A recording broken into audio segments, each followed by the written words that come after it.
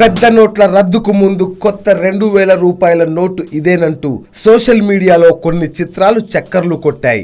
నోట్ల రద్దు తర్వాత అటువంటి నోటునే ఆర్బీఐ విడుదల చేసింది. తాజాగా 2 కొత్త రంగుల్లో 1000 నోటు రాబోతుందంటూ ఆన్లైన్ లో కొన్ని చిత్రాలు చక్కర్లు కొడుతున్నాయి. కొత్త సంవత్సర కానుకగా దీన్ని ఆర్బీఐ తీసుకురానుందంటూ ప్రచారం ఊపందుకుంది.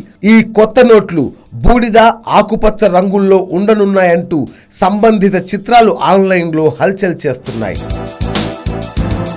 నోట్ల రద్దు అంశంపై ఆర్థిక వ్యవహారాల కార్యదర్శి శక్తికాంత దాస్ ఓ సందర్భంలో మాట్లాడుతూ కొత్త 1000 నోటు తీసుకురానున్నామని చెప్పారు. విభిన్న రంగు, కొత్త డిజైన్ తో దీన్ని విడుదల చేస్తామని, దానికి కొంత సమయం పడుతుందని చెప్పుకొచ్చారు. ఆయన వ్యాఖ్యలు తాజా ఊహాగానాలకు బలం చేకూరుస్తున్నాయి. సోషల్ మీడియాలో వస్తున్న వార్తలు ఎంతవరకు నిజమన్నది తెలుసుకోవాలంటే మరికొంత సమయం వేచి చూడాల్సిందే. YoYo News, Hyderabad.